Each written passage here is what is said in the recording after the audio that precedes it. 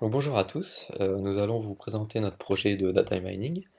Nous sommes partis sur un dataset qui représente des films et des utilisateurs, ainsi que des votes entre utilisateurs et films. Donc nous avons 7 fonctions qui nous permettent d'analyser assez succinctement nos données de films. Je vais les passer par manque de temps et nous allons nous concentrer sur trois fonctions les plus importantes qui sont la corrélation, un clustering, une classification et une régression linéaire. Donc quand vous lancez la corrélation et le clustering, vous obtenez une image dans le dossier image du projet. Donc pour le clustering, nous pouvons remarquer que nous obtenons trois clusters avec dans chacun d'eux des films. Et nous avons voulu comparer la moyenne des votes avec la popularité du film. Nous remarquons donc que la popularité n'est pas forcément représentative des moyennes de vote, parce que par exemple, si nous prenons ce film-là, il a une popularité assez faible sur l'échelle qui va jusqu'à 22.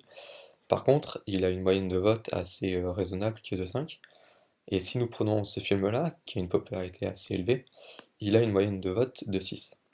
Donc nous pouvons constater que la moyenne des votes avec la popularité n'est pas forcément une donnée très liée. Concernant la corrélation, nous avons obtenu cette image-là, donc avec nos données de notre dataset.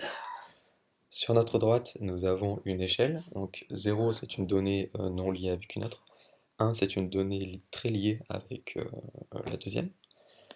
Si nous prenons un exemple, le budget avec le nombre de votes sont des données très liées parce que il arrive à une valeur de environ 0,7 dans notre échelle. Nous avons également fait deux essais de régression linéaire. Le premier essai était en comparant le revenu des films avec le nombre de votes.